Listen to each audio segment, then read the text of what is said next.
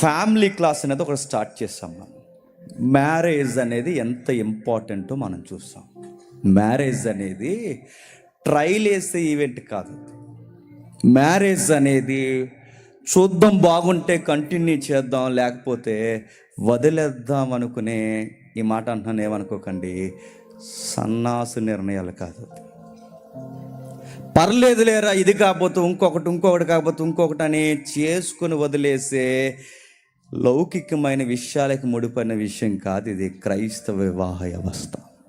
ఒక్కసారి మాటిచ్చి, ఒక్కసారి వివాహంలో పరిశుద్ధుల సన్నిధిలో, దేవుని సన్నిధిలో, సేవకుల సన్నిధిలో, వివాహ వేదికలో ఇద్దరు అడుగు పెట్టిన తర్వాత బైబిల్ చెప్పిన రూల్ ఒకే ఒకటి: చావు తప్ప ఇంక మిమ్మల్ని ఏది వేరు చేయకూడదు. మీకు ఏమైనా వివాహము అన్ని విషయములలో ఘనమైనది. వివాహము అన్ని విషయముల్లో ఘనమైనది.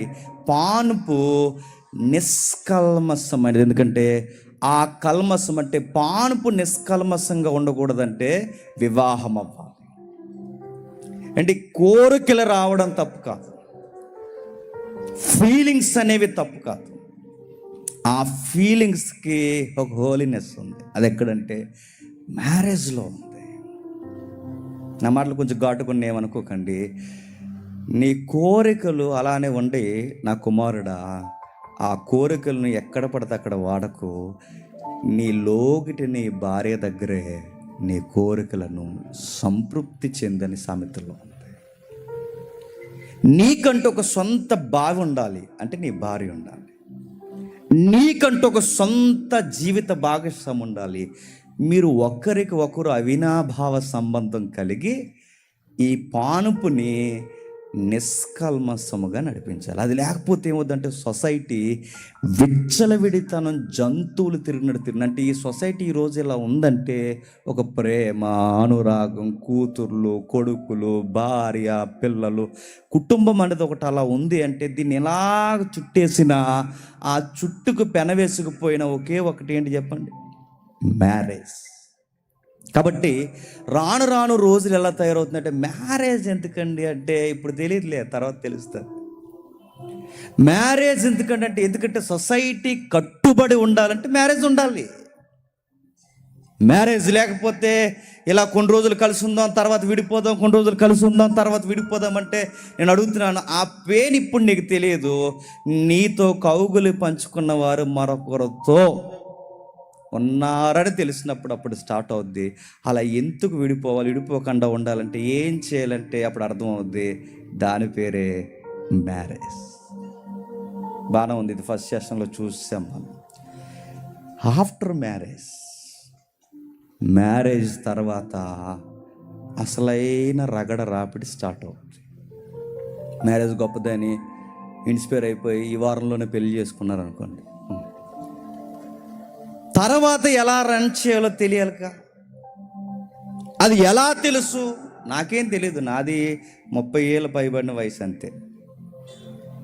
60 ఏళ్ళ వయసు దాటిన వారు చెప్పేస్తారంటే అనుభవాలు చెప్పగలరు, కానీ అంతంత మాత్రమే చెప్పగలరు.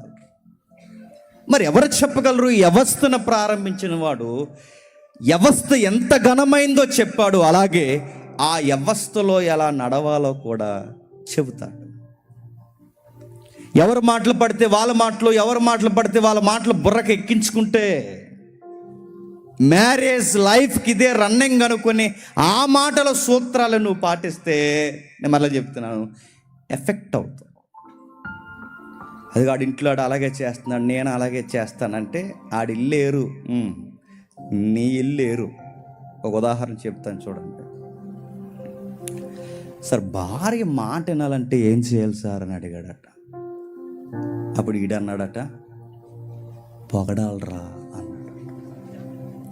అంటే ఎలా సార్ అంటే, భోజనం పెడుతుంది కదా, పెట్టినప్పుడు ఈసారి కూర వేస్తుంది కదా, ఓ ముద్దెట్టుకో. పెట్టుకున్నప్పుడు ఏం చేస్తావంటే, బుజ్జి ఈరోజు కూర అదిరిపోయింది అంతే అన్న.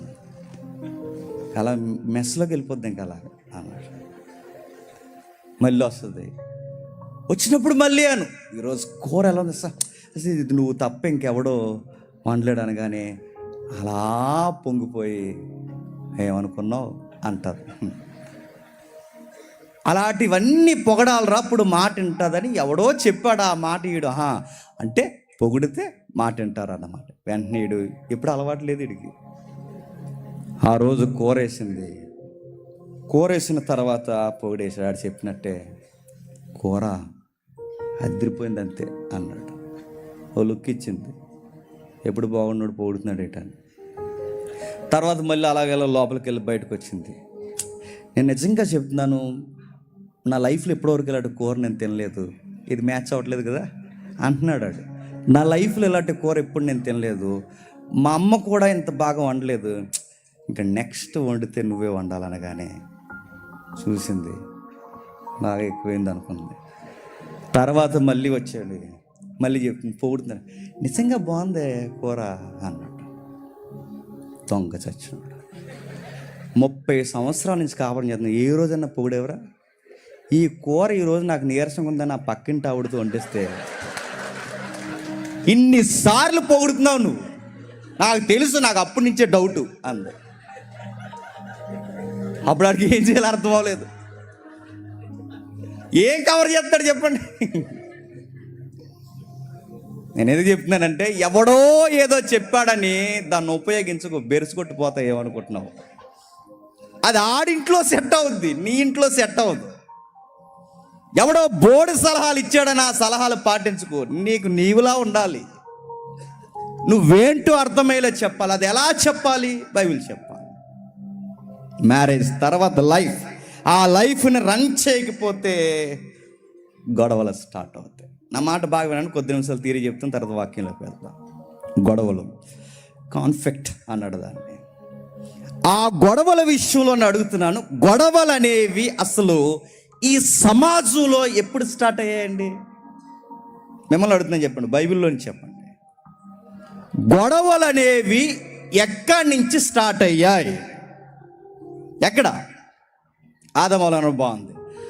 ఆదామవుల దగ్గర జరిగిన ఆ గొడవ ఏ సందర్భంలో జరిగింది చెప్పండి, చెప్పాలి.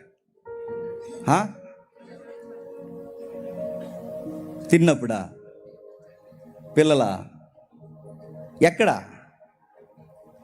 గొడవ ఎక్కడ స్టార్ట్ అయిందో చెప్తాను వినండి. గొడవలకి ప్రారంభం అంటే ప్రతి సమాజంలో ప్రతి దిక్కున వచ్చేది ఏదో రోజు వస్తుంది. ఏంటి చెప్పండి? గొడవ. ఆ గొడవను డీల్ చేయడం రాకపోతే ఇంకా పెద్ద గొడవ అవుతుంది. గొడవలు ఖచ్చితంగా కాపురంలో జరిగితే, మా కాపురంలో గొడవలు లేవు అన్నారంటే నేను సీరియస్గా చెప్తున్నాను, మీది మంచి కాపురం కాదు. ఖచ్చితంగా గొడవలు వస్తాయి. మా కాపురంలో గొడవలు లేవన్నారంటే మీకు బాధ్యత లేదు, ఎందుకంటే ఎవరి పనాలు చూసుకుంటున్నారు. మీరు ఏదో రూములో క్లాస్మేట్లు ఉన్నట్టు, రూములో స్నేహితులు ఉన్నట్టు, ఎవరి టయానికి వాడు పీరియడ్కి వెళ్ళిపోయి ఎవడికాడే వండుకున్న తినేసి వాడు అలా పోయి ఇలా పోతే ఎవరికి సంబంధం లేనప్పుడు గొడవలు ఉండవు. సంబంధాలతో కొనసాగినప్పుడు గొడవలు. ఇప్పుడు అడుగుతుందని చెప్పండి, గొడవ ఎందుకు జరిగింది ఏదైనా మనవలు అంటే? గొడవే. అది మనకు నిశ్శబ్దంగా వాక్యం కనబడుతుంది కానీ గొడవే. దేవుడు వచ్చి, ఆదాం ఏమైనా తిన్నావా అని అడిగాడు. తిన్నాను ప్రభు అంటే బాగుండండి, గొడవ లేకపోను. గొడవ వచ్చేలాగా ఏమన్నా తెలుసా? ఈ మొహమే అన్నాడు. ఎందుకు తిన్నావా ఆదాము? ఏమైందని అడిగితే ఏదో అయిందంటే బాగుండు, అదేమనలేదు. ఈవిడ అంది. మీరు సీన్ ఊహించుకోండి, ఈవిడే అని దేవుని ముఖం మీద చూస్తుండగా ఈవిడ ముఖం మీద ఏలెట్టి దేవుని వైపు ఈవిడ నేరస్తుడిగా చూపిస్తే ఆ రోజు అవ్వమ్మ ముఖం ఎలా ఉంటుందో ఒకసారి ఊహించుకోండి. నీకు అర్థమవుతుందా? కుటుంబంలో పెద్దలు వచ్చి ఏంటి పెంట గొడవలు ఇంట్లో అన్నప్పుడు వెంటనే ఆ పెద్దలందరి ముందు ఇదే చేసిందంతా అంటే ఆవిడ ముఖం ఎలా ఉంటుందో ఒకసారి చూడండి. గొడవకి పునాది ఎక్కడో తెలుసు. ఇదిగో ఆ గొడవకు పునాది ఆదాము అవ్వమ్మని చూపిస్తున్నాడు. గొడవ స్టార్ట్ అయింది. ఇంకా ఏమున్నాయి బైబిల్లో గొడవలు? అబ్రహాము గారి ఇంట్లో గొడవలు ఉన్నాయి. మీరు ఏ ఫ్యామిలీ అయినా చూడండి, గొడవలు ఉంటాయి. అబ్రహాము గారి ఇంట్లో పిల్లల కోసం గొడవలు, సవితి గొడవలు. ఒకరికి ఒకరికి పెత్తనం కోసం గొడవలు. ఎప్పుడు మాట్లాడిన శారమ్మ సలహా ఇచ్చి సంసారాన్ని మొత్తం చెప్పండి ప్రపంచ భవిష్యత్తుని సెడుగుళ్ళాడడానికి చేసింది. ఒకటి కాదు, రెండు కాదు, అబ్రహాము జీవితంలో గొడవలు ఉన్నాయి. అబ్రహాము కూడా తీర్చలేక మౌనమైపోయిన గొడవలు ఉన్నాయి. ఇక యాకోబు కుటుంబాలు అంటాం, ఇక చెప్పకరుద్దు. ఇక ఎన్ని గొడవలు, ఎన్ని ఎత్తుగళ్ళు, అక్క చెల్లి ఎత్తుగళ్ళు, అది ఇది ఇది అది అది అది వాళ్ళు ఎంత ప్రాక్టీస్లు అంటే ఫ్యామిలీ ప్లానింగ్ కోసం కొత్త సూత్రాల కుటుంబంలో ఎతికారు. మీకు తెలుసు, ఆయుర్వేదం వాడాలా, భర్తతో ఏ టైంలో మెయింటైన్ చేయాలి, ఇంకా చెప్పకూడదు కొన్ని విషయాలు. వాళ్ళు చాలా చాలా చాలా రాజకీయ నాయకులు ఎత్తుగళ్ళు వేసినట్టు ఇంట్లో వేసుకున్నారు. గొడవలు ఉన్నాయి. మీకు తెలుసో లేదో, మీకు అర్థమవుతుందో లేదో, దేవుని కుటుంబాలను పిలువబడుతున్న ప్రతి కుటుంబంలో ఏదో ఒకసారి ఏదో ఒక గొడవ చెప్పండి జరుగుతుంది. ఇప్పుడు నా ప్రశ్న, అసలు ఈ గొడవలు ఎందుకు వచ్చాయి? గొడవ జరగని కుటుంబం ఉండదా అంటే ఉండదు. ఉండదంటే ఎలా కుదురుద్దంటే మళ్ళీ తిరిగే చెప్తున్నాను, ఉంటుంది. అది ఎప్పుడు ఉంటుందంటే నీకు మూలాలు తెలియాలి. నెక్స్ట్ మరొక విషయం, డబ్బుల కోసం గొడవలు అవుతాయి. కుటుంబంలో డబ్బుల కోసం గొడవ ఉంది. ఇద్దరిలో ఎవరికి బాధ్యత లేకపోయినా నష్టపోయేది ఎవరు చెప్పండి? ఆవిడ తప్పు చేసిన డబ్బుల విషయంలో నువ్వే ఎఫెక్ట్ అవుతావు, నువ్వు తప్పు చేసిన డబ్బుల విషయంలో ఆవిడ ఎఫెక్ట్ అవుద్ది. మీ ఇద్దరి వలన కుటుంబం చెప్పండి ఎఫెక్ట్ అవుతుంది. ఫైనాన్షియల్ ప్రాబ్లమ్స్ తట్టుకోలేక సూసైడ్ చేసుకున్న భార్య భర్తలు ఎంతమంది లేరండి? ఆర్థిక ఇబ్బందులు ఎదుర్కోలేక, కక్కలేక మింగలేక, అత్తింటికి వెళ్ళి ఏమీ తేలేక, మామింట్లో ఉండి తినలేక, ఏమీ సర్దుకోలేక, ఫైనాన్షియల్గా దెబ్బల మీద దెబ్బలు తినేసి కుటుంబాలు ఆర్థిక పరిస్థితుల కోసం విడిపోయిన కుటుంబాలు లేవు చెప్పండి. ఎందుకండి? ఆయనతో ఉంటే ఏం షేర్ కూడా కొనలేడండి. ఎందుకండి? దానివల్ల ఏముందండి? నాకు కనీసం నాకు 10 రూపాయలు కూడా కలిసి రాదండి. ఎందుకు విడిపోతున్నారంటే ఏముందండి, ఓ పూట తింటే ఓ పూట తినలేము. ఆయనకి గారు చేసిన వ్యాపారాలకి, ఆయన గారు చేసిన నిర్ణయాలకి చెప్పలేక, కక్కలేక ఆర్థికంగా, అందుకేనండి ఏ పాసిపోయినా చేసుకుని బతికేద్దామని విడిపోయినంత సుఖం లేదనుకుని విడిపోయామండి. ఫైనాన్షియల్ విషయాల కొరకు విడిపోయిన దంపతులు లేరండి. కట్న కానుకలనే ఒక గొడవ అని అడుగుతున్నాను. డబ్బులు మాకు లేవు, ఇదిగో మీ అమ్మగారిని తెస్తావో, మీ నాన్న అడిగి తెస్తావో, నీ పుట్టింట్లో ఏమమ్మి తెస్తావో నాకు తెలియదు, నేను ఇది భరించలేకపోతున్నాను, ఈ అప్పు నేను తీర్చకపోతే నేను బతకలేను, నువ్వు తెస్తావో తేవట్టి ఈ అమ్మాయి ఎట్టుకెళ్ళి ఆ ప్రజలు వాళ్ళ అమ్మ నాన్న మేము పెడుతుంది. వాళ్ళ అమ్మ నాన్న ఎక్కడి నుంచి తేవాలో తెలియక, నువ్వు ఎక్కడి నుంచి తెమ్మంటావంటే వాళ్ళు ఏదో టమ్మడి తెస్తారు. ఆడ తెచ్చింది ఎంతో కొంత 10-20 తెస్తారు, ఇది ఆడికి సరిపోదు, లోకి నేనంటే మీకు ఎలాగన్నా అని 2 ఆడేస్తాడు. గొడవలు అయిపోతాయి. డబ్బుల కోసం విడిపోయిన కుటుంబాలు చాలా ఉన్నాయి. డబ్బుల కోసం విడిపోయిన కుటుంబాలు, ఎందుకంటే ఇద్దరికి బాధ్యత. అందుకే నేను ఎప్పటి నుంచి అనుకుంటానండి, ఫైనాన్షియల్ మేనేజ్మెంట్ క్రిస్టియన్ ఫ్యామిలీకి ఎలా ఉండాలో ఎప్పుడైనా చెప్పాలండి. డబ్బుల విషయంలో మనకు కొన్ని బాధ్యతలు తెలియాలి. పెళ్ళి అవ్వకముందు ఎలా పడతా అలా ఖర్చు పెట్టుకో, ఏం కాదు. ఎందుకంటే మీ వెనకాల మీ అయ్యి ఉంటాడు, ఏం కాదు. పెళ్ళి అయిన తర్వాత ప్రతి రూపాయిని చాలా జాగ్రత్తగా ఖర్చు పెట్టాలి. ఎందుకంటే నేను నమ్ముకున్న ఒక జీవితం ఉంది, మీ ఇద్దరు నమ్ముకునే చిన్న జీవితాలు ఉన్నాయి. ఇది మెయింటైన్ చేయడం రాకపోతే చచ్చిపోతారు. డబ్బుల కోసం విడిపోయే వాళ్ళు ఉన్నారు. నెక్స్ట్, ఈ అమ్మాయికి బాధ్యత లేకుండా భర్త సంపాదించిన డబ్బుల్ని జలసాగా ఖర్చు పెట్టి సమయం దొరికినప్పుడల్లా వాళ్ళ అమ్మగారింటికి పంపుతుంది అనుకోండి.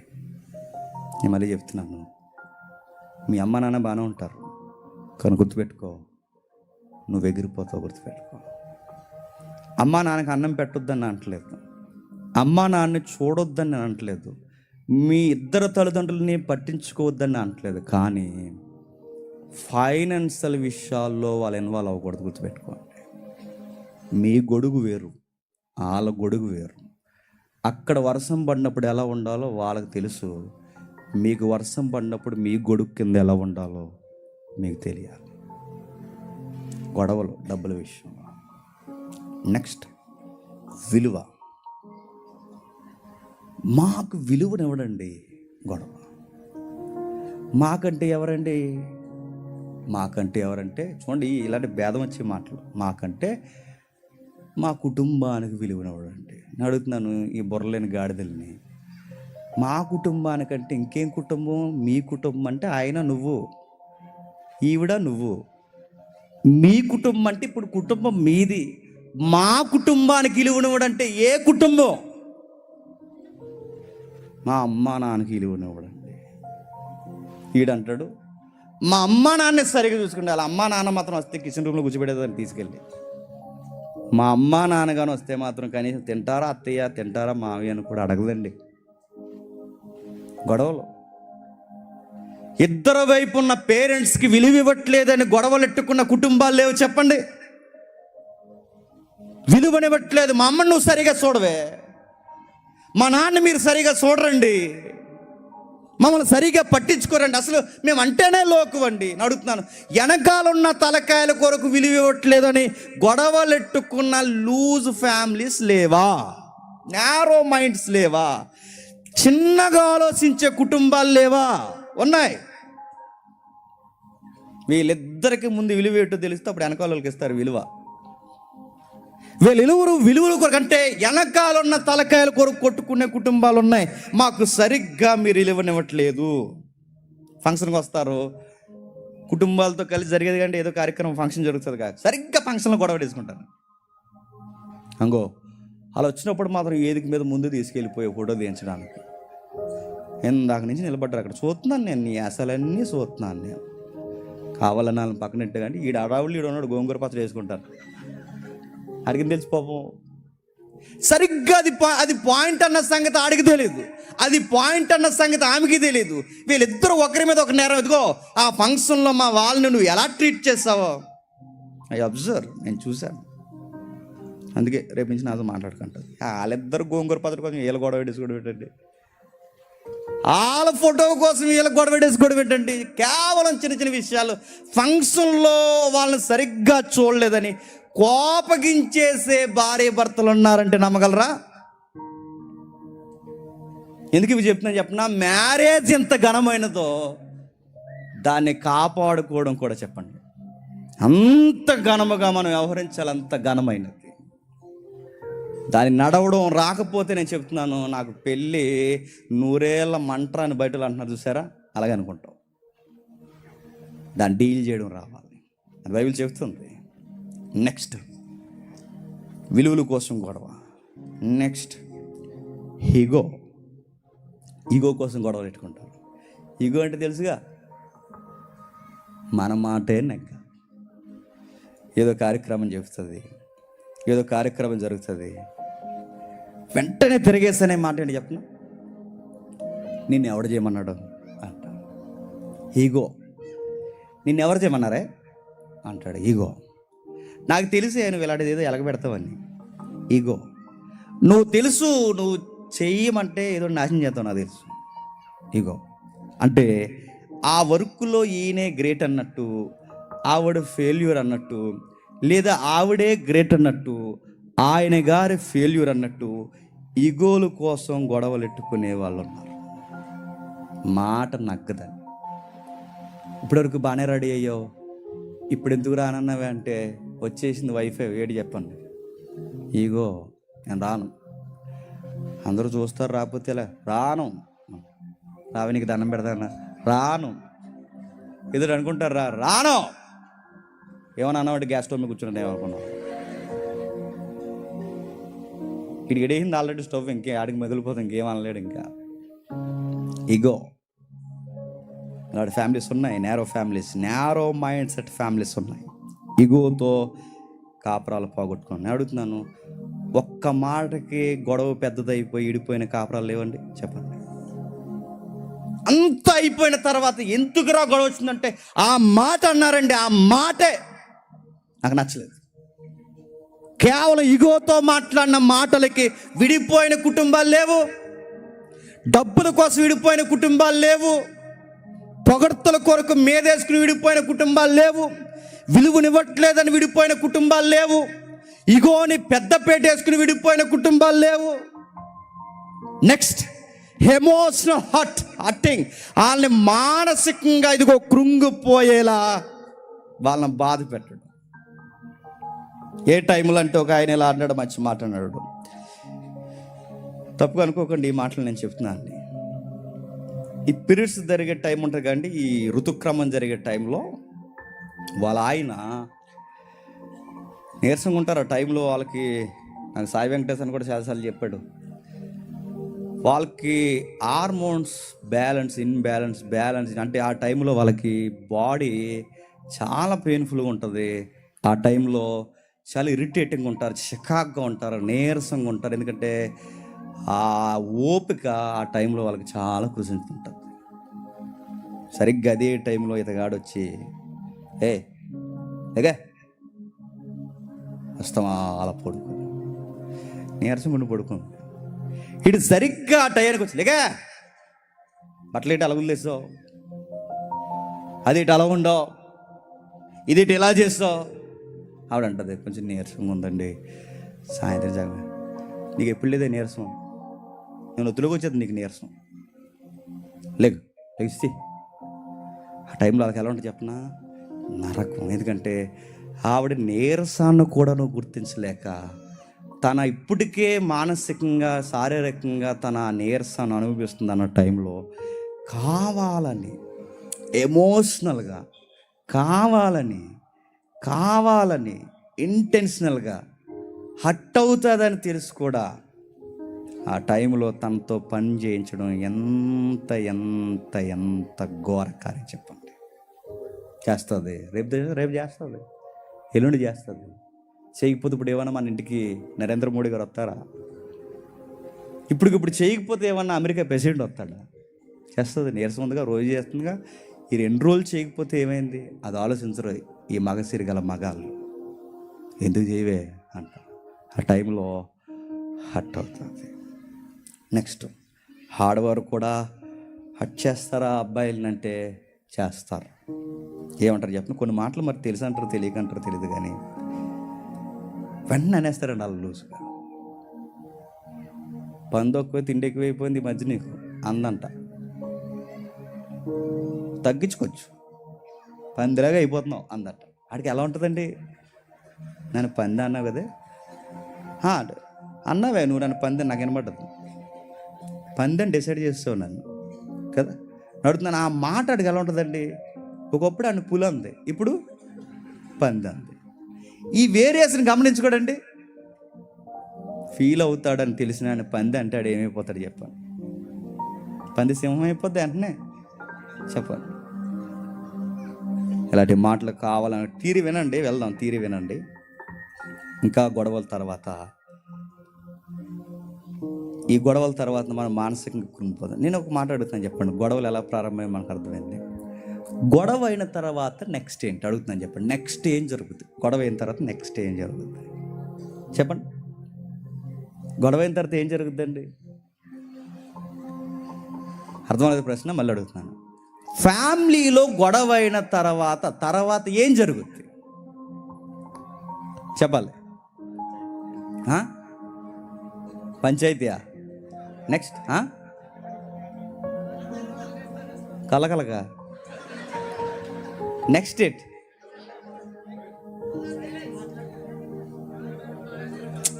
అదేం కాదు. గొడవ అయిన తర్వాత మీరు చూడండి, ఇంట్లో ఒక నిశ్శబ్దమైన వాతావరణం నెలకొంటుంది.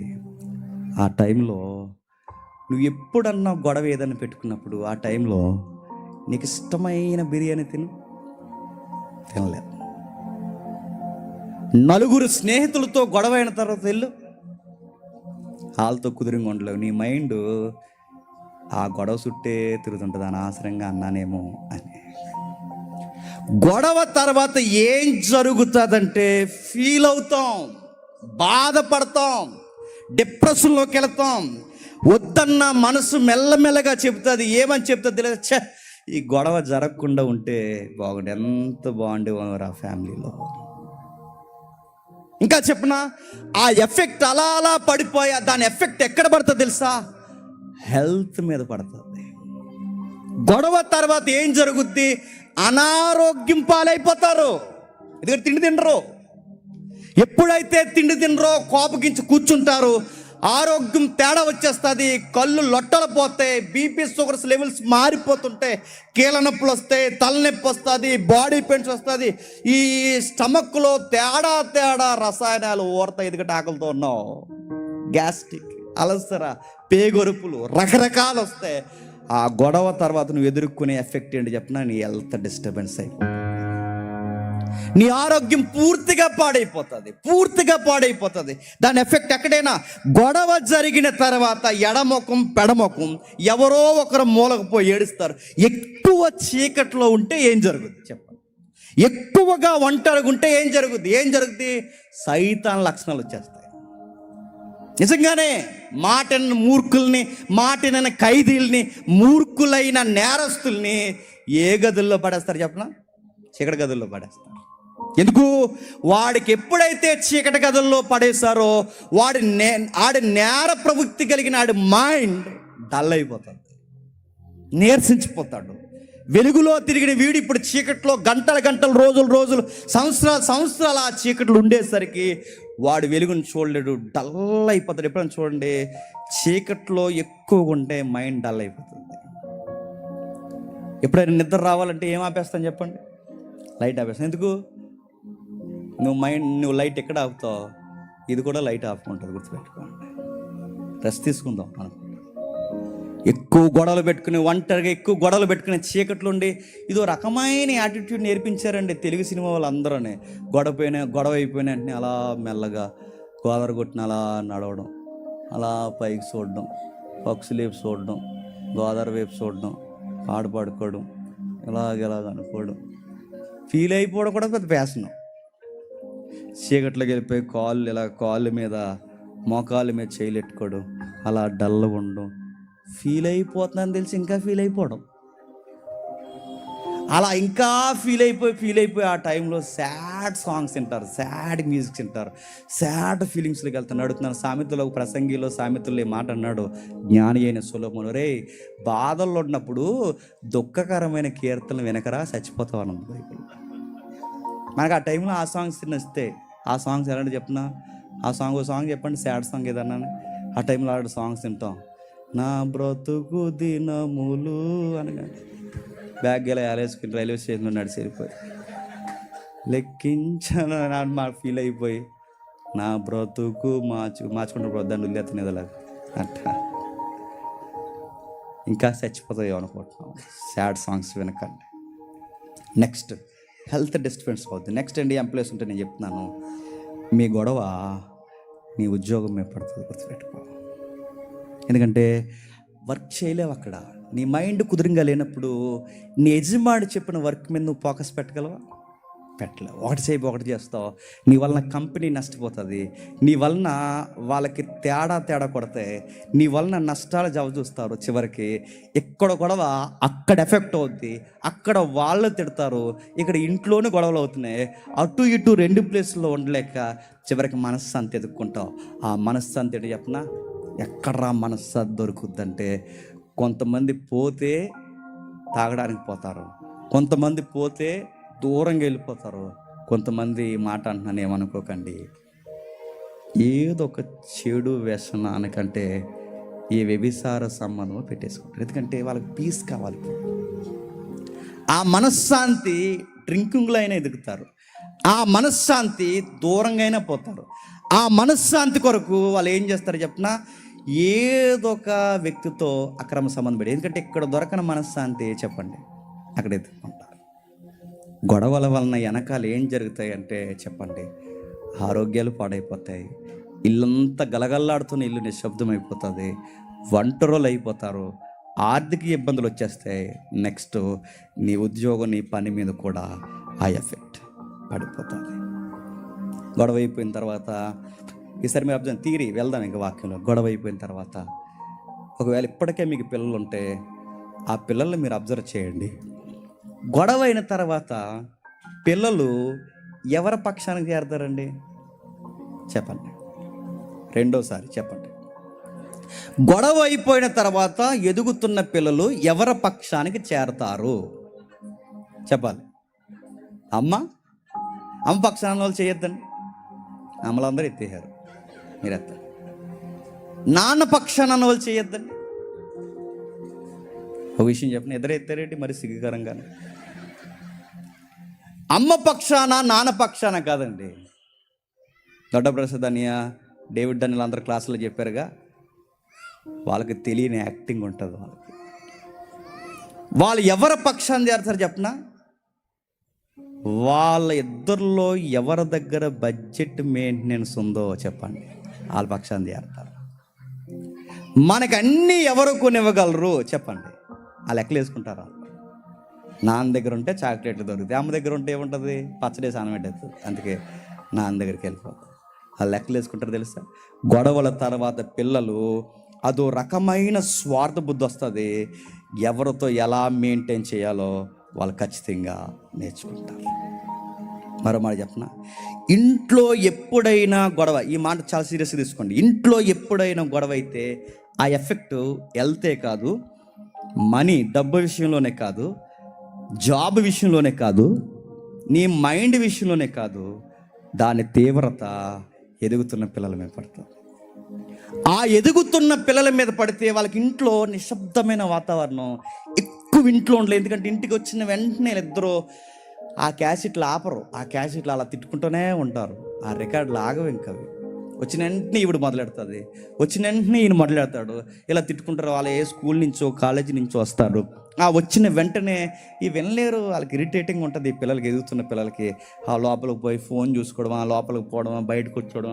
ఈ టైంలో ఎలా ఇద్దరు గొడవడుకుంటే ఎవరిని నెగ్లిజెన్సీలో ఉంచేస్తారు చెప్పండి? పిల్లల్ని నెగ్లెక్ట్ చేస్తారు. ఆ నెగ్లెక్ట్ చేసినప్పుడు ఈ పిల్లలు ఏం చేస్తారంటే, వీళ్ళకి సరి అయిన మనశ్శాంతి దొరకలేదు కనుక వీళ్ళు ప్రపంచంలో మనశ్శాంతి ఎక్కడ దొరుకుతుందో చూస్తారు. ఎక్కడ దొరుకుతుంది? సినిమాలు. నెక్స్ట్ ఆ జోన్కి వెళ్ళే వాళ్ళు వెళ్ళిపోతారు. ఇంకెక్కడ దొరుకుతుంది ప్రేమ, మనశ్శాంతి? మెజారిటీ యవనస్తులు పార్కుల్లో ఎదుగుతారు. పార్కుల్లో ఎవరు తిరుగుతారు? ప్రకటన గ్రంథం చదివి వాళ్ళు తిరుగుతారా? ఎవరు తిరుగుతారండి?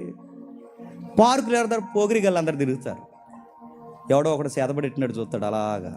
అంటే అది లవ్ సూప్ అన్నమాట. అది అలా చూస్తుంటాడు, అలా చూసి ఇలా చూస్తాడు, అలా చూతులకి అక్కడ చూస్తున్నా లేదండి, ఈవిడ చూస్తుంది.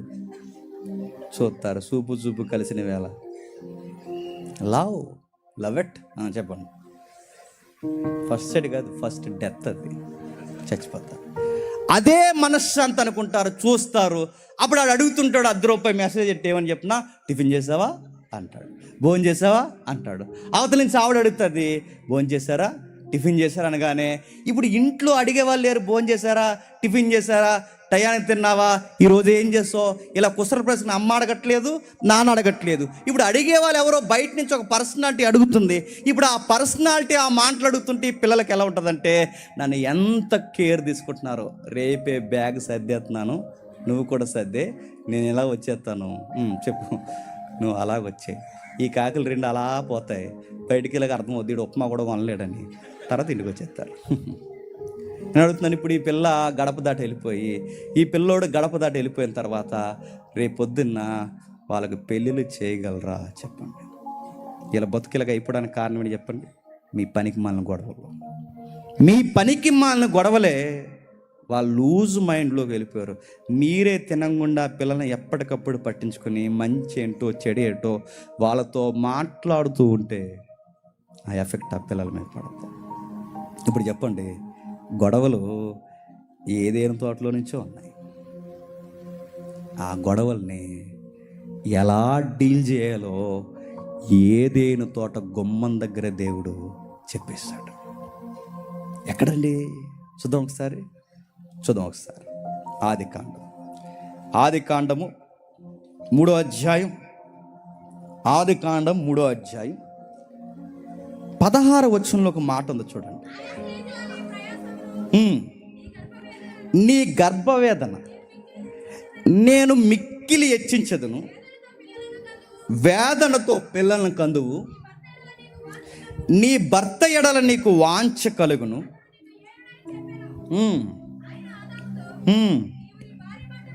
నీవు నీ భార్య మాట విని తినవద్దని నేను నీకు ఆజ్ఞాపించిన.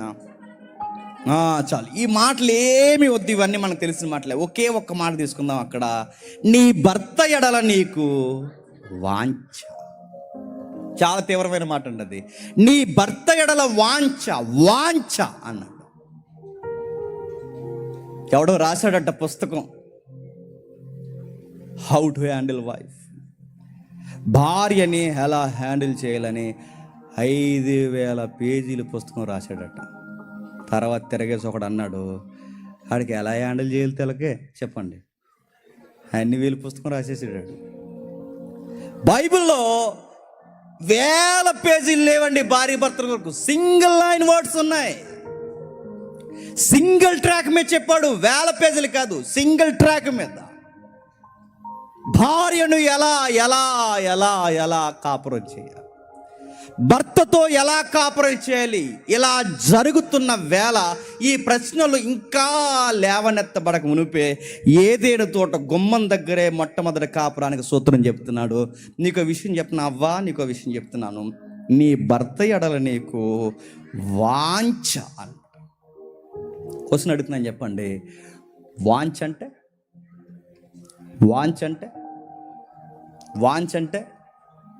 చెప్పండి, వాంఛ అంటే అన్నిసార్లు అడుగుతుందంటే అది కాదని అర్థం. వాంఛ అంటే మీరు చెప్పొద్దు, నేను చెప్పొద్దు, కయ్యి అని చెప్తాడు. చూద్దామా? 4వ అధ్యాయంకి రండి. ఆదికాండం 4వ అధ్యాయం కయ్యని దగ్గర దేవుడు మాట్లాడుతున్నాడు చూడండి. ఆదికాండం 4వ అధ్యాయం 4వ వచనం చూడండి. అలా చూస్తూ వస్తూ 6వ వచనంలో, యెహోవా కయ్యనుతో, నీ కోపమేలా, ముఖము చిన్నబుచ్చుకొని ఉన్నావేమి, నీవు సత్క్రియ చేసిన ఎడల తలెత్తుకొనవా, సత్క్రియ చేయని ఎడల వాకిట పాపము పొంచి ఉండును. నీ ఎడల దానికి వాంఛ. అవ్వా, నీ భర్త ఎడల నీకు వాంఛ. కయ్యేను, నీ ఎడల దానికి వాంఛ. 2 ఈక్వల్, 2 ఇబ్రూ శబ్దాలు ఒకే అర్థానికి సంబంధించినవి. వాంఛ. కయ్యేను సందర్భంలో నుంచి భార్య భర్తలను చూడండి, ఏముంది? ఇదిగో వాంఛ అంటే అది మూల పదంలో ఎలా రాశాడు తెలుసా? ఇబ్రీలో ఇలా రాశాడు, ఏమనంటే, బయట ఒక పులి కాసు కూర్చుందట, బయట ఒక సింహము ఎలుగుబంటి కాసు కూర్చున్నాయట. ఆ సింహము ఎలుగుబంటి దేనికి గుర్తంటే, అది సింహము ఎలుగుబంటి కాదు, పాపం. ఒక మృగము ఒక మనిషిని ఎలా మింగేయాలని కాసు కూర్చుంటాదో, అంటే ఈడు ఎప్పుడు బయటకు వస్తాడా, ఎప్పుడు మింగేద్దామా అని వాకిట్లో ఒక మృగం ఎలా ఉంటాదో, అంటే ఈయన ఎప్పుడు నా అండర్లోకి తీసుకుని మింగేయాలా, ఈయన ఎప్పుడు నా అండర్లోకి తీసుకుని మింగేయాలా, ఈయన ఎప్పుడు నేను మింగేయాలా అనుకునే అర్థం వచ్చే దాన్నే చెప్పండి వాంఛ. ఇప్పుడు మీకు అర్థం అవ్వాలి. నీ భర్త ఎడలా చెప్పండి నీకు వాంఛ అన్నాడు. వాంఛ అంటే ఆయనను నువ్వు కంట్రోల్ చేయాలనుకుంటావు అవ్వా, బట్ ఆయన నిన్ను కంట్రోల్ చేయాలనుకుంటాడని మాత్రం మర్చిపోకు. అర్థమైందా? వాంఛ అనగానే కోరిక కాదు. వాంఛ అనగానే అక్కడ ఏం చెప్తాడు చెప్పనా, ఒకరికి ఒకరు గ్రిప్లో తీసుకోవాలట. మా ఆయన్ని ఎట్లా అయినా సరే చెప్పండి నా గ్రిప్లో ఉంచుకోవాలనుకుంటుందట అవ్వ. వాడు అనుకుంటాడట, నేను కూర్చున్న కాడ కూర్చోవాలి, నిలబడిన కాడ నిలబడాలి, నేను తనని, కింద పదం అదే, నేను తనని ఏలాలి. ఇద్దరు ఎందుకు అలా అనుకుంటారంటే, ఇప్పుడు చెప్పండి, ఇద్దరు పాపంలో పడ్డారు కనుక. ఇద్దరు ఎందుకు అలా ఫీల్ అవుతారంటే, ఇద్దరు పాపం చేశారు కనుక. ఇద్దరు పాపులు, బాగా వినండి, ఒకరిని ఒకరు ఎలా గ్రిప్పులో పెట్టుకోవాలన్న మధ్య జరిగే రాపిడే చెప్పండి గొడవలు. ఇద్దరు వ్యక్తులు ఇదిగో వాళ్ళని ఎలా కంట్రోల్ తీసుకోవాలి, ఎలా ట్రైన్ అప్ చేయాలి, ఎలా నా గ్రిప్లో పెట్టుకోవాలి, ఎలా పెట్టాలి ఎలా పెట్టాలి, ఉండదు. ఎంత ట్రై చేసినా ఉండదు. వాడిని ఏదోలా కూర్చోబెడతా, అతను ఏదోలా ఉండదు. అందుకే బైబిల్ అంది, అవ్వా నీకు డైరెక్ట్గా నేను చెప్తున్నాను, నువ్వు పాపం చేయడం వలన పతనం అయిపోయావు గనక నీ పతన స్వభావంలో ఒక సిమ్టమ్ ఉంటుంది. అంటే నీ పాపంలో ఒక సిమ్టమ్, ఒక సైన్. ఆ సైన్ ఏంటి చెప్పనా? నీ భర్తని కంట్రోల్ చేయాలనుకుంటావు. ఇది పాపానికి సైన్. అతన్ని ఎలా అయినా నీ మాట వినేలా చేయాలనుకుంటావు, కానీ గుర్తుపెట్టుకో అది జరగదు. ఎందుకంటే ఆదాము కూడా పతన స్వభావంతో ఉన్నాడు గనక అతడు నిన్నెలా టేక్ ఓవర్ చేయాలా అని తన ప్లానింగ్లో తను ఉంటాడు. ఎవడా అన్నాడట చూడండి, అలా చాలా సున్నితంగా. అది నిజంగా మీరు టేక్ ఓవర్ చేయడం, హ్యాండ్ ఓవర్ చేయడం అంటే పెద్ద ఓయ్ అనరు. ఆడు వచ్చాడట, చక్కగా ఉంటుందన్న మీ ఇల్లు అంటే ఈడ అన్నాడట, ఈడ మురిసిపోతే లింగేలా పైకి కట్టుకుని అంతా అది వదినే చూసుకుంటుందారా, అంతా వదినేరా అంటే నీ శాతకనమాట అక్కడే తెలుస్తుంది. అంతా వదినే చూసుకుంటుందన్నా అంటే అయ్యింది. బండి గ్రిప్ ఎవరి చేతిలో ఉంది చెప్పండి. వదిన చేతిలోనే ఉంది. నడుతా పెద్ద గొడవ పెట్టుకున్నాడు కనబడరు, ఏం కనబడరు. ఈ లింగేలా పైకి కూడా జబల పనులు వేసుకుని బయటకు వచ్చి అంతా వదినే చూసుకుని వదిన లేకపోతే ఇల్లు రే ఆల్రెడీ నేను టేక్ ఓవర్ చేసిందిరా అయ్యా. మరో మాట చెప్తున్నాను. భర్తను పొగుడుతుంటుంది, ఏమని చెప్పను, మా ఆయన ఎంత మంచోడు అంటేనండి అస్సలు ఏం అడగడండి, అన్నీ నా చేతులు పెడతా. నీకు వేసిందిరా బిస్కెట్ అయ్యా, నీకు వేసింది బిస్కెట్. ఈడు తెగ పొంగిపోయి అలా ఆవిడ పొగుడుతుంటే ఇలా పొంగిపోయి ఏం చెప్పక బుజ్జి, అంత అకౌంట్స్ అంతా నువ్వే చూసుకో, అంత నువ్వే చూసుకో, అంత అస్సలు అని నాకు చెప్తా. నేను బిలీవ్ చేస్తున్నాను. నేను అయిపోయావు, చాలా నాగ్గా అయిపోయావు. గుర్తుపెట్టుకో, కొట్టేసుకుని టేక్ ఓవర్లో కొట్టుకోరండి. ఇది ఒక యాంగిల్ ఉంది ఫ్యామిలీస్లో, తెలియకుండానే కంట్రోల్ చేస్తా. ఏటమ్మా గడప కూడా దాటి పక్కీదికి కూడా మాట్లాడడానికి రానంటే అమ్మో రానండి ఆయన ఫీల్ అవుతాడు. టేక్ ఓవర్ ఎవరు అండర్లో ఉంది చెప్పండి? భర్త. ఇలా ఎవరిని ఎలా ఏలాలని ఒకరు పెత్తనం కొరకు పాకులాడతారట. పెత్తనం కొరకు మాట వింటలేదు, చెప్పింది విండు, ఎక్కడ పడితే అక్కడికి పోతాడు. అన్ని విషయాలు ఇదిగో నాకు ఏ మాట చెప్పడు, మాట వినదు, స్వనిర్ణయాలు తీసుకుంటుంది. ఇది అన్ని మాటలకు అర్థం ఏంటి చెప్పనా? వాంఛ అర్థం చెప్పండి. కంట్రోల్లో పెట్టుకోవాలనుకోండి. ఎప్పుడైతే మనం కంట్రోల్లో పెట్టుకోవాలన్నప్పుడు వాళ్ళ కంట్రోల్లో ఉండరో అప్పుడు వచ్చేస్తుంది ఏంటి చెప్పండి? గొడవ వచ్చేస్తుంది. మరి దీనికి సొల్యూషన్ ఏంటండి?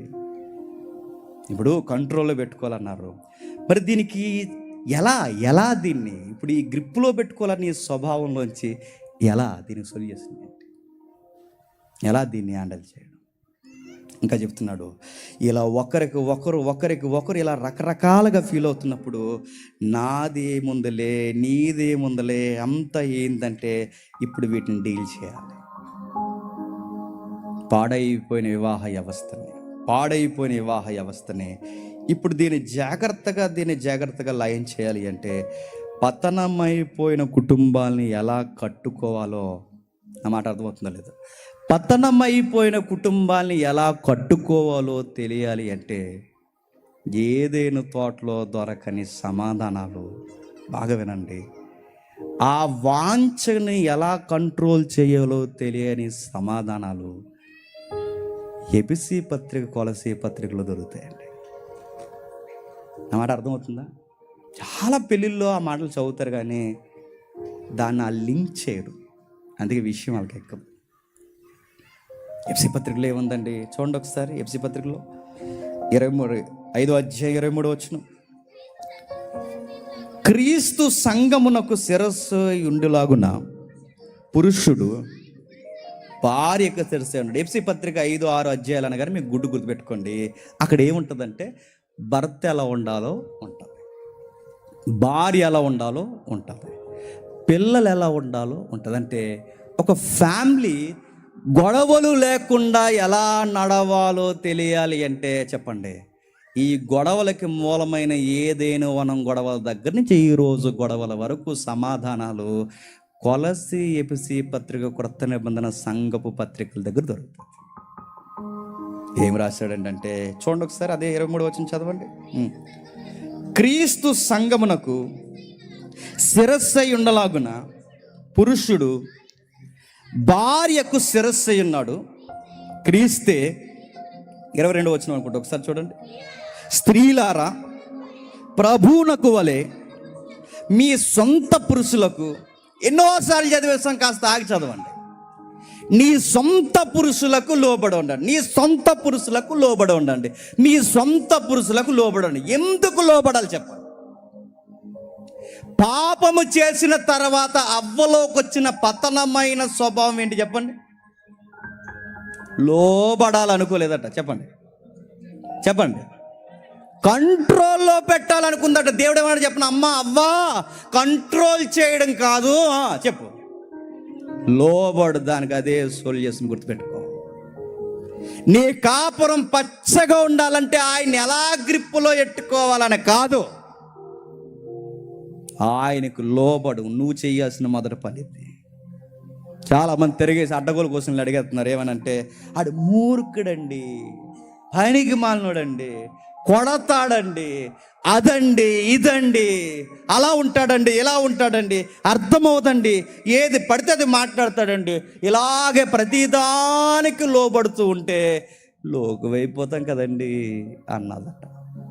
నేను మాట్లాడుతున్నాను, నువ్వు ఇచ్చి బోడెవరలన్నీ ఇలా టోలు ఉంటారని ఈ పుట్టించిన దేవుడు తెలియదండి.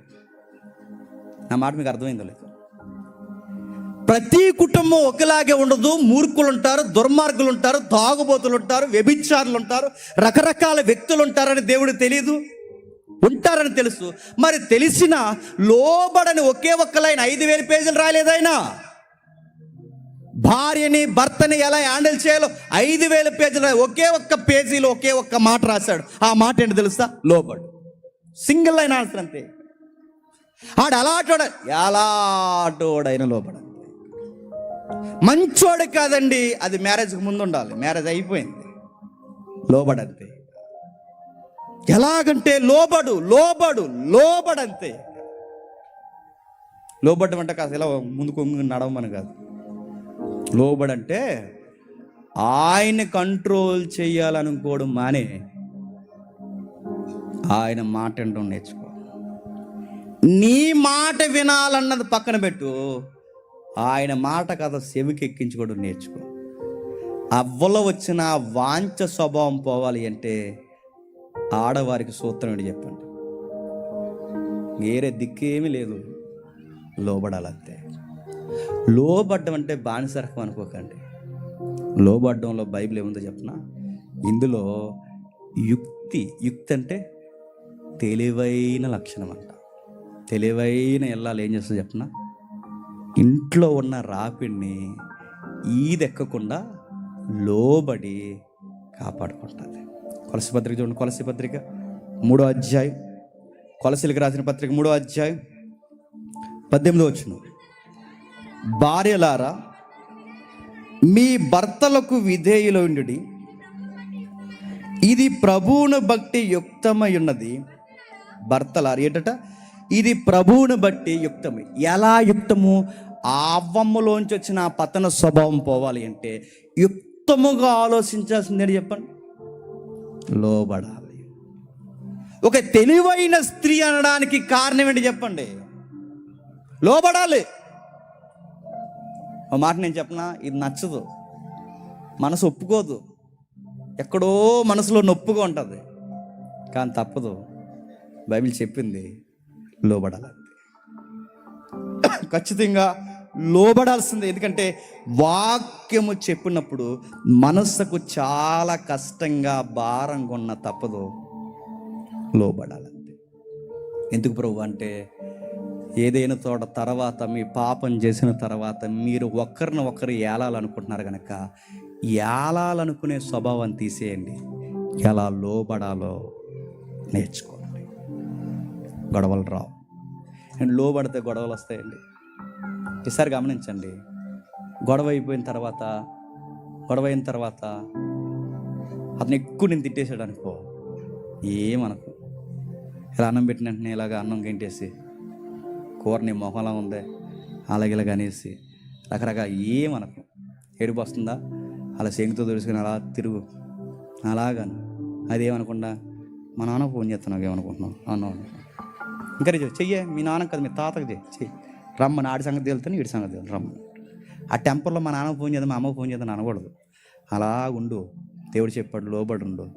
కొంతసేపటికి ఆడి మనిషే కాబట్టి ఆడి స్నేహితుల దగ్గరికి వెళ్ళి ఆడు ఏదో తిందామని కూర్చున్నా, నిజంగా చెప్తున్నాను, దేవుడు ఎట్టిన గొప్ప మనస్సాక్షి ఒకటి ఉంది, ఖచ్చితంగా నువ్వు గుర్తొస్తావు.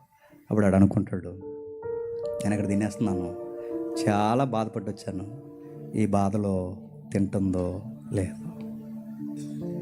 ఆడికి ఉంటుందిగా మరి, డైరెక్ట్ మాట్లాడితే బాగోదని శబ్దాలు చేసుకుంటూ వస్తుంటాడు గేట్లో నుంచి వచ్చేస్తున్నానని.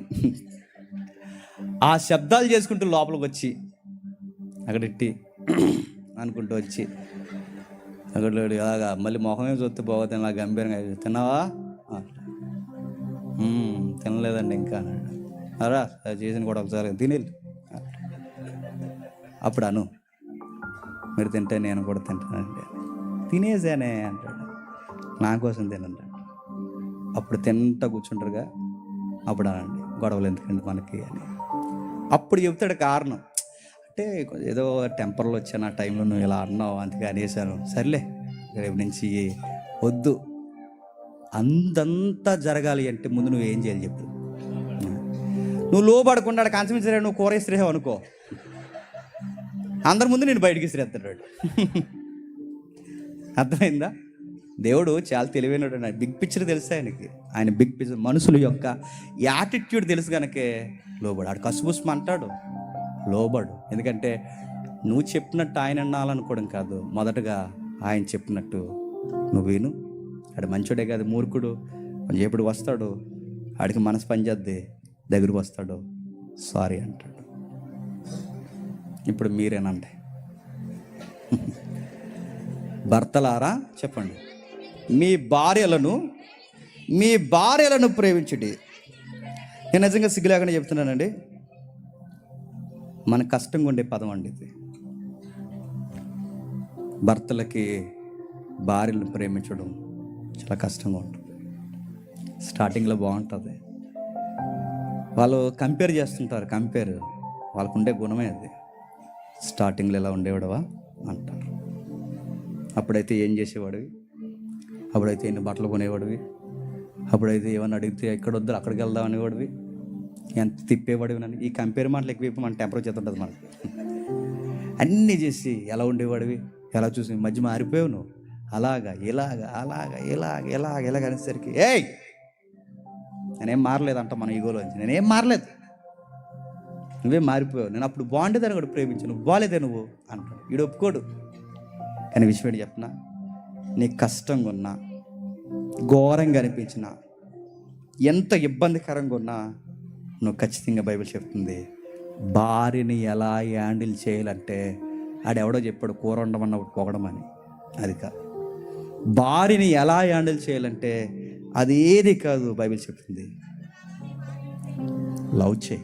చూసారా వాళ్ళకి ఎంత బాధ ఉందో, గట్టి చదివేస్తున్నారు చూసారా. వాళ్ళు ఎక్స్పెక్ట్ చేస్తారు అది ప్రేమించాలి. ఏం చేయాలట, మన ఫోన్ లవ్ చేస్తాం, అమ్మ నాన్న లవ్ చేస్తాం, స్నేహితులు లవ్ చేస్తాం. ఎవరిని ప్రేమించని చెప్పండి, భార్యను ప్రేమించడం. పురుషులకి నచ్చినా నచ్చకపోయినా చెప్పండి, భార్యను ప్రేమించాలి. ఆదామవ్వల దగ్గర నుంచి గొడవలు పోవాలి అంటే, వాంఛనే ఆ పాపపు సిమ్టమ్ను బయటికి తీసేయాలి అంటే భార్య లోబడాలి, భర్త ప్రేమించాలి. అది బయటికి తీసివేయాలంటే ప్రేమించాలి, ప్రేమగా ఉండాలి. ఎఫ్సి పత్రిక ఏం చెప్తా చెప్పనా, రే నీ శరీరాన్ని ఎంత బాగా ప్రేమిస్తావో నీ భార్యని అంత బాగా ప్రేమ. నీ ఒంటి మీద మచ్చ వస్తే ఎంత కంగారు అయిపోతావురా, నీ దేహంలో నీ అవయవానికి ఏదైనా జరిగితే ఎంత ఫీల్ అయిపోతావు. నీ ముఖం మీద ఏదన్నా తేడా కనబడితే ఎంత సర్దేసుకుంటావు? నీ దేహాన్ని ఎంత ప్రేమిస్తున్నావు, నీ దేహం కన్నా అంతగా చెప్పు నీ భారం. ఎందుకంటే ఇప్పుడు నీ దేహము ఆవిడ దేహము నువ్వు ఆవిడని ప్రేమించు. ప్రపంచంలో మనల్ని బాగా ప్రేమించేది ఎవరు చెప్పండి? ప్రపంచంలో మనల్ని బాగా ప్రేమించేది నన్ను నేనే ప్రేమించుకుంటాను. ఇప్పుడు నన్ను నేను ప్రేమించుకోవడం మానేసి ఎవరిని ప్రేమించాలి చెప్పండి? నేనైనా నా ఉనికి ఆవిడలో ఉంది కనుక చెప్పండి, ఆవిడని ప్రేమించాలి. ఈ మాటలు నచ్చో కొంచెం మందికి ఎటకారంగా ఉంటాయి. ఒక మాట నేను చెప్పనా, బైబిల్లో అట ఎఫెసీ పత్రిక చదువుతుంటే ఆ వధువైన సంఘానికి వరుడైన క్రీస్తు ఆ అమ్మాయిని చూసినప్పుడు మచ్చలు, డాగులు రకరకాలుగా ఉందంట తన భార్య. ఆ డాగులు మచ్చలు తీసేయడానికి ఆ భర్తే తనలో ఉన్న లోపాలన్నీ తీసేసి శుభ్రంగా స్నానం చేయించి మంచిగా డిజైన్ చేసి ఇప్పుడు బాగున్నావు అన్నాడు. మా భార్యకి మూతొంకరుగా ఉంటుందండి, మా ఆవిడ ఎలా ఉంటుందండి, జిడ్డు మొహందండి, అదండి ఇదండి అంటే నేను అడుగుతున్నాను, నీకు నచ్చలేదని నీకు అర్థమైందిగా. తను శుభ్రంగా చేసుకుని అందంగా ఆత్మీయంగాను భౌతికంగా తాను డిజైన్ చేసుకోవాల్సిన బాధ్యత ఎవరు చెప్పు? నీదే. ఎందుకంటే ఆవిడ నీ దేహం, ఆవిడని బాగా చూసుకోవాల్సిన బాధ్యత నీదే. తల వెనక్కు దూకో బాగుంటావు, నీదే బాధ్యత. ఆ డ్రెస్ కాదు, ఈ డ్రెస్ వేసుకో పద్ధతిగా ఉంటావు, నీదే బాధ్యత. అది తినకో, ఆరోగ్యానికి మంచిది కదా, ఇది తిను, నీదే బాధ్యత. ఎండలో తిరక్కో, నీడకరా, నీదే బాధ్యత.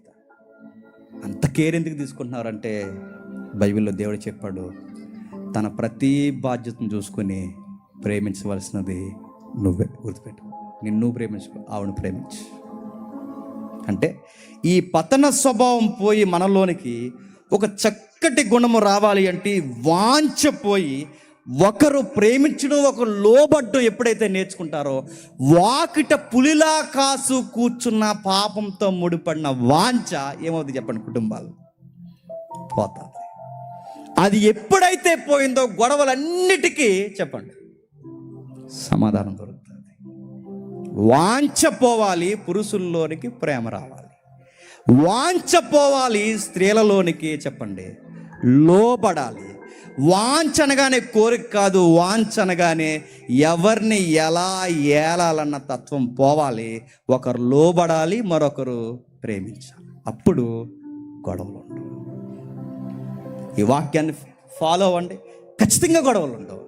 ఎంత చక్కగా ఉంటుందంటే కాపురం. ఇదిగో మనల్ని చూస్తే పెళ్ళి కాని కుర్రోళ్ళకి, పెళ్ళి కాని అమ్మాయిలు కనిపించాలట. ఇలా ఉండాలండి ఫ్యామిలీ అంటే. నా మ్యారేజ్ లైఫ్ ఇలా ఉండాలనుకుంటున్నాను. ఎంత బాగుంటారండి ప్రేమగా, ఎంత చక్కగా ఉంటుందండి వాళ్ళ డ్రెస్ కోడ్, ఎంత చక్కగా ప్రేమించుకుంటారండి. అప్పటికప్పుడే గొడవ పెట్టుకుంటారండి, సాయంత్రం ఇద్దరు మళ్ళీ కలిసిపోతారండి. ఎంత బాగున్నారండి. త్వరగా ఈ ప్రేమ చెత్త చెదారం అనకుండా, ఒకవేళ నా లైఫ్లో నాకు మ్యారేజ్ అనే ఈవెంట్ ఉంటే మా అమ్మ నాన్నకి ఒక మంచి సంబంధం చూసి ఇలా నా లైఫ్ ఉండాలని కోరుకుంటున్నానని చెప్పాలనిపించాలి. బయట పెళ్ళి కాని కుర్రోళ్ళని చూస్తే అలా అనిపిస్తుందండి. పెళ్లి చేసుకోకూడదు బాబు అనిపిస్తుంది మనల్ని చూస్తే. మంట్ర బాబు అంటున్నారు. ఇలా ఉంటుందా ఫ్యామిలీ లైఫ్ అంటే అంటున్నారు. అలా ఉండకూడదు. మనల్ని చూస్తే లాస్ట్ ఇయర్ మనం మాట్లాడుకున్నాం పరమగీతాలు, అది భార్య భర్తల గీతమే. ఎవరిదేదో లవ్కి కలిపారు కానీ అదంతా కాదు, భార్య భర్తల గీతం. ఆ పరమగీతాలు చదివినప్పుడు మీరు అబ్జర్వ్ చేస్తారు లేదో, ఆ పెళ్లి కాని అమ్మాయిలకి ఆ సోలమతి చెప్తుంటుంది ఏమనంటే, కంగారు పడకండి, ఇంత బ్యూటిఫుల్ లైఫ్ మ్యారేజ్ అయితే మీకు కూడా ఉంటుందని ఆ సోలమతి తన భర్త ఇద్దరు బయట వాళ్ళకి ఆ పెళ్లి కాని పిల్లలు చూపించారు. ఇదిగో మాలా మీ లైఫ్ ఉంటుంది, మీరు కాళ్ళు కడ జారకండి అని చెప్పారు. అక్కడ మ్యారేజ్లో ఏముందంటే బ్యూటీ ఉంది. ఇంకా చివరికి వెళ్తే ఏముంది సార్ అంటే, నేను ముగించేస్తాను. భార్య లోబడాలి, భర్త ప్రేమించాలి, నెక్స్ట్ పిల్లలు విధేయులై ఉండాలి. ఎఫెసీ పత్రిక 6:1 కిందకి చూడండి. పిల్లలారా, ముగించుకుందాం. ప్రభునందు మీ తల్లిదండ్రులకు విధేయులై ఉండేది. ఒక మాట చెప్పి పిల్లల దగ్గరికి వెళదాం. నిజాయితీగా ఒప్పుకుందామండి. భార్యను ప్రేమించకుండా, భర్తని గౌరవించకుండా ప్రార్థనలకు వెళ్ళిపోతే మీ ప్రార్థనలో దేవుడు వింటాడా? చెప్పండి. ఎక్కడుందా మాట? ఎక్కడుందా మాట? నా బైబిల్లో లేదని అంటారు. ఎక్కడుంది? అనుభవం ఉండి విశ్వాసురైన భార్యని వెంట పెట్టుకుని సువార్త చేసిన పెద్ద అయిన పేతురు గారి దగ్గర ఉంది. చూద్దాం ఒకసారి, చూడండి ఒకసారి. నేను చాలాసార్లు చదివానండి, నాకు ఎప్పుడూ స్ట్రైక్ అవ్వలేదు, కానీ మనం చదివితే డిమ్ముని జ్ఞానోదయం అయింది. అంటే ప్రసంగానికి వెళ్ళే ముందు, ఒరే జేమ్స్ నువ్వు ఇలా వెళ్ళాలరా అబ్బాయి అని నాకు అర్థమైంది. జేమ్స్ ప్రార్థన చేసే ముందు ఇదిగో నువ్వు ఇలా ఉండాలిరా అబ్బాయి అని అర్థమైంది. నాకు నిజంగా ఏదో అనుకున్నాను కానీ నా పదం దాని అర్థం వేరని మొన్న ఎందుకు ఇది ప్రిపేర్ అవుతున్నప్పుడు అర్థమైంది. చూద్దాం ఒకసారి పేతురు రాసిన మొదటి పత్రిక 3వ అధ్యాయం 7వ వచనంలో విచిత్రమైన మాటను చూడండి. పురుషులారా, జీవమును కృపావరములో మీ భార్యలు మీతో పాలువారై ఉన్నారని ఎరిగి ఎక్కువ బలహీనమైన ఘటమని భార్యను సన్మానించి మీ ప్రార్థనలకు అభ్యంతరము కలగకున్నట్లు ఆగుదాం. మీ ప్రార్థనలకు అభ్యంతరం కలగకున్నట్లు, మళ్ళీ చదువుతున్నాను, మీ ప్రార్థనలకు అభ్యంతరం కలగకున్నట్టు. ఇప్పుడు నేను అడుగుతున్నాను, చెప్పండి, ప్రార్థనలకు అభ్యంతరం కలగడం అంటే ఏంటి? నేను ఏమనుకున్నాను చెప్పిన, ప్రార్థనలకు అభ్యంతరం కలగడం అంటే నేను అనుకున్నాను ఇంట్లో డిస్టర్బెన్స్ లేకుండా ఉండాలి, మనశ్శాంతిగా ప్రేయర్ జరగాలనుకునేవాడు నేను ఆ వచనం చదివినప్పుడు. నీ ప్రార్థనకు అభ్యంతరం కలిగినట్టు నువ్వు ప్రార్థన చేసినప్పుడు వెనకాల ఒక నష్టం ఉండకూడదు, చక్కగా నువ్వేం చేస్తున్నావు ముందు వెళ్ళి ఆవిడతో మాట్లాడుకో, పీస్ఫుల్ అట్మాస్ఫియర్ ఉండాలిరా అనుకునేవాడిని. కానీ దాని అర్థం అది కాదు. దాని అర్థం ఏంటో తెలుసా? నీ ప్రార్థనకు అభ్యంతరం అంటే అభ్యంతరం గొడవ కాదు, అభ్యంతరం ఎదిరింటోళ్ళు కాదు, అభ్యంతరం అది ఇది కాదు. నువ్వు ప్రార్థన ఒక పాయింట్ మీద చేసినప్పుడు అక్కడి నుంచి నీకు జవాబు రావాలి అంటే నీ ప్రార్థన పరలోకం అభ్యంతరం చెబుతుందట. ఈడు ప్రార్థన వినకండి అని, ఈడు ప్రార్థన స్వీకరింపబడదు అని అడిగితే వాళ్ళ భార్యని వాడు చెప్పండి బాధ పెట్టాడు, వాడి కాపురంలో వాడు బాధ పెట్టాడంటే మన ప్రార్థనలకి జవాబు రాదడ్డ. మీకు ఎలా ఉందన్నమాట? నువ్వు సీరియస్గా మీ భార్య కొట్టేసి లోపలికి వెళ్ళి మోకాలు ప్రార్థన చేస్తే నీ ప్రార్థనకి జవాబు రాదంట. మనం చదువుతుంటే, నేను పక్కన చదువుకుంటున్నాను, మా పాప మా అమ్మాయి పక్కన పడుకుంటే నేను పక్కన బుక్స్ అన్నీ ఉంటాయి, అక్కడ పక్కన కూర్చొని చదువుకున్నప్పుడు ఈ మాట చదివి ఈవిడ వైపు ఒకసారి చూసానండి, పక్కనే పడుకుని ఉంది, పక్కన మెలగొంది, కానీ చాలా డేంజర్ అనుకున్నాను. ఎందుకంటే నా ప్రార్థన ఎక్కడికి వెళ్ళవు, పరలోకం వెళ్ళవు. వెంటనే నా బైబిల్ పక్కన పెట్టాను. నాకు డైలీ ఒక అలవాటు ఉంటుంది, మీటింగ్ నుంచి వచ్చిన ఎక్కడికి వచ్చినా మోకాళ్ళు వేస్తాను, వాళ్ళిద్దరి మీద చేతులు వేస్తాను. దేవా, నీ పరిచర్యలో నీవు నాకు ఇచ్చిన 2 బహుమానాలు, వీళ్ళని నన్ను మరింత పరిచర్యలో వాడుకో. నా ప్రార్థన నాకు ఆటంకాలు ఎందుకో నాకు ఇప్పుడు చాలా స్పష్టంగా అర్థమైంది. తనను ప్రేమించడం నాకు నేర్పించు. నిజంగానే పురుషులు మనం సిగ్గుపడకుండా ఒప్పుకోవాల్సింది చెప్పిన, మనం ప్రేమించడం చెప్పండి రాదు. వాళ్ళు ఎక్స్పెక్ట్ చేసేది అదే, అది ప్రేమించడం రాదు. అనే విషయం చెప్పిన, ప్రేమించకపోతే ఒక ఆజ్ఞ మనం దాటేస్తాం.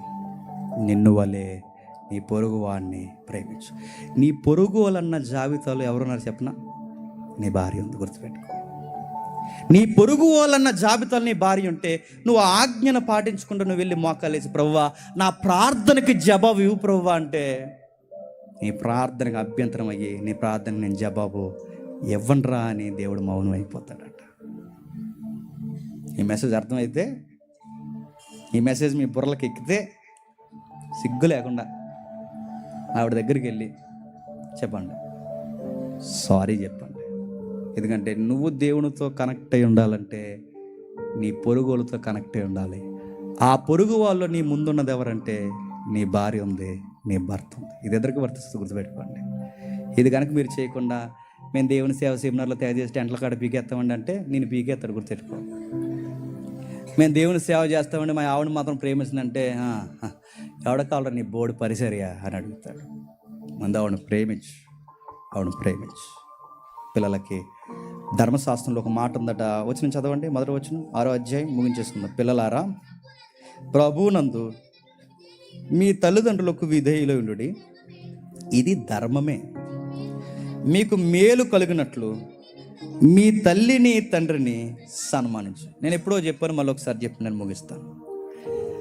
నరహత్య చెయ్యొద్దని ఒక ఆజ్ఞ ఉంది. చేయలేదనుకోండి ఏం జరుగుతుంది చెప్పండి? ఏమైనా వస్తుందండి? నరహత్య చేయలేదండి ఏమైనా వస్తుందా? మామూలుగా పరలోకం విషయంలో వదిలేయండి, భూమి మీద నరహత్య చేయలేదు ఏమైనా వస్తుందా? అంతేం కనబడదు. అబద్ధం ఆడొద్దు అన్నాడు, అబద్ధం ఆడలేదు, ఏమైనా వస్తుంది? ఇప్పుడు ఏమైనా ప్రాపర్టీ ఏమైనా వస్తుందా? రాదు. దొంగిలించొద్దు, దొంగిలించలేదు, ఏమైనా ప్రాపర్టీ వస్తుందా? ఈ ఆజ్ఞల ప్రతిఫలం కనబడుతుంది లేదో నాకు తెలియదు, కానీ మా జీవితం మాత్రం మనశ్శాంతిగా ఉండొచ్చేమో కానీ ఒక ఆజ్ఞ మాత్రం పాటిస్తే నీకు అన్నీ కలిసి వచ్చేస్తాయట.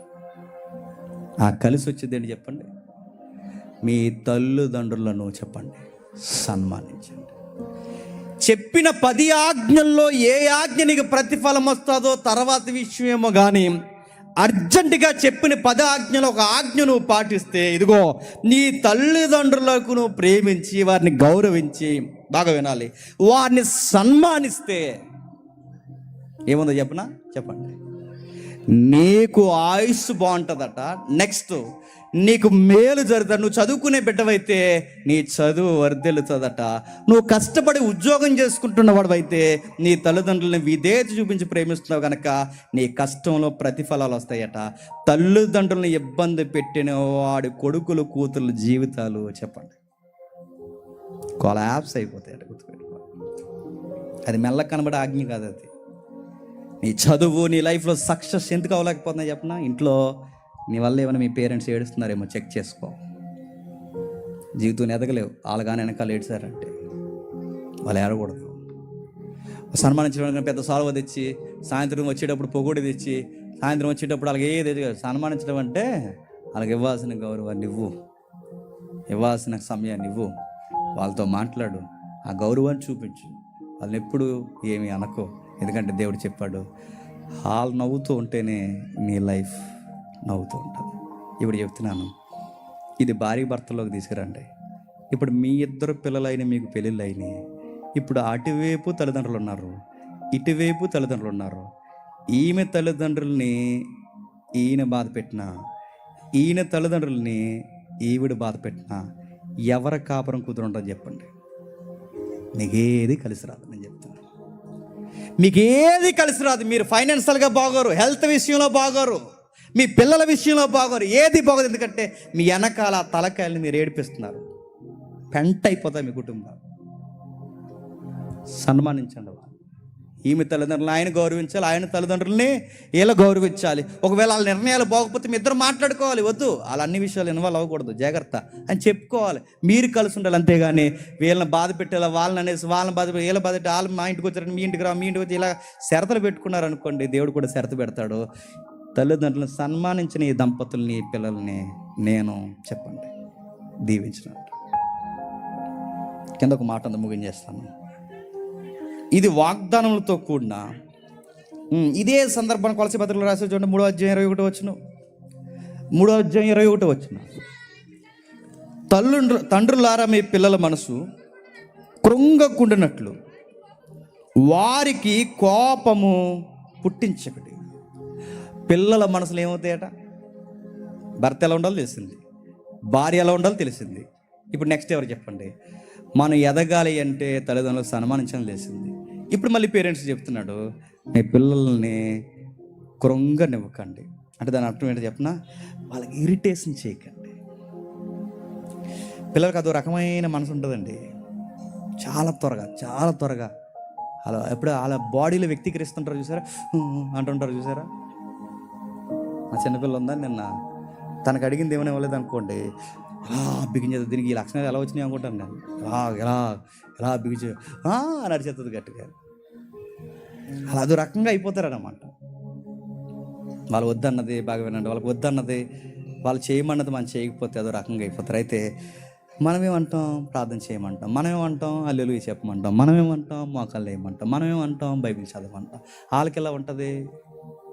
ప్రార్థన చేయాలనిపిస్తుంది. వాళ్ళకి ఎలా ఉంటుంది? బైబిల్ చదవాలనిపిస్తుంది.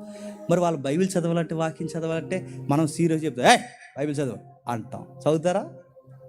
మొగలే అంటాం. వేస్తారా? ఈ విమానం వచ్చేది ఏమనుకుంటున్నాం అంటే వేస్తారా? తిట్టుకుంటూ వేస్తారు. ఏడుస్తూ చేస్తారు, డిప్రెషన్కి వెళ్ళిపోతారు. మా నాన్న ఇంటి కూడా ఉంటే బుర్ర తింటాడండి బైబిల్ ప్రార్థన అని. మరి ఎలా? పాస్టర్ గారు బలే చేశారట. కుదురుతో సరదా కొంచెం మాట్లాడాడట, స్కూల్లో విషయాలన్నీ మాట్లాడాడట. అలా డాడీ, ఇలా డాడీ, డాడీకి ఎలా కబుర్లు చెప్తుంటారు ఈ ఆడపిల్లలు. అలా డాడీ, ఎలా డాడీ, అది డాడీ, స్కూల్లో ఎలా జరిగింది డాడీ. మొన్న ఒక వీడియో చూశాను, ఆ వీడియోలో ఆ పిల్ల ఎన్ని కబుర్లు చెప్తుంది వాళ్ళ నాన్నకి. మా స్కూల్లో పండుగ నేను ఏం చేసాను తెలిసి, ఈరోజు ఏం చేసా, ముద్దుమే కొట్టేసాను అదమనంద. కొట్టేసావా అంటున్నాడు వాళ్ళ నాన్న. వాళ్ళ నాన్న చాలా పెద్ద ఆఫీసరు. ఆ పిల్ల చెప్పే మాటలన్నీ ఓపికగా అంటున్నాడు, అన్నీ ఓపికగా అంటున్నాడు. పిల్లలు ఏం చెప్తున్నారు వినండి, సరదా కూర్చోండి, టైం గడపండి, అప్పుడు అనండి నిద్ర వస్తుందా డాడీ అని. నిద్ర వస్తుందని. అయితే నిద్రపోయే ముందు చిన్న ప్రార్థన చేసుకుని పడుకుందామే అని. అలాగే డాడీ అంటుంది. అలా కాకుండా హేయ్ పోతులో పడుకుని పరం చేయి అని అంటే చేస్తుందా? చేయదు. ప్రభు అది చెప్తున్నాడు, వాళ్ళని కృంగిపోనివ్వకండి, వాళ్ళని ఇబ్బంది పెట్టేయకండి, వాళ్ళ సమస్యలకు గురి చేయకండి. టైం స్పెండ్ చేయండి, వాళ్ళతో మాట్లాడండి. దైవికమైన విషయాలు వాళ్ళకి ఎలా అర్థం కావాలో చెప్పండి, నేర్పించండి. బలవంతంగా రుద్దేరో మొండోలు అయిపోతారు. ప్రేమతో లోబడ్డం నేర్పించారో చెప్పండి, మీ పిల్లలు ఎదిగే సేవకులు అవుతారు. గుర్తుపెట్టు. ఫ్యామిలీ చెప్పండి, ఎలా హ్యాండిల్ చేయాలి సార్ అంటే చెప్పండి, ఎలా హ్యాండిల్ చేయాలి. ఇప్పుడు చెప్పంగా ఎలా హ్యాండిల్ చేయాలి. ఎలా నడిపించాలి సార్ అంటే ఎలా నడిపించాలి. మీ ఈగోలు తగ్గించుకోవాలి, మీ బడ్జెట్ విషయంలో మీకు క్లారిటీ ఉండాలి, ఒకరిని ప్రేమించాలి, మరొకరు లోబడాలి. పిల్లలకి అన్ని విషయముల్లో లోబడ్డం, ప్రేమ అంటే ఏంటో నేర్పిస్తే వాళ్ళ భవిష్యత్తు జాగ్రత్తగా ఎలా ఉండాలో వాళ్ళు నేర్చుకుని వాళ్ళు అనుకుంటారు, పెళ్ళైతే అచ్చు మా అమ్మ నాన్నలో ఉండాలి అని వాళ్ళు అనుకోవాలి. మా అమ్మ అంటే అమ్మని చూస్తే ఇంకా సంసారం ఏంటో అర్థమైపోవాలి ఆవిడకి, నాన్న చూస్తే ప్రేమించి మెయింటైన్ చేయడం అంటే ఏంటో అర్థమైపోవాలి వాళ్ళకి. మ్యారేజ్ చేసుకుంటే అచ్చు మా అమ్మ నాన్నలాగా ఉండాలి అనిపించాలి.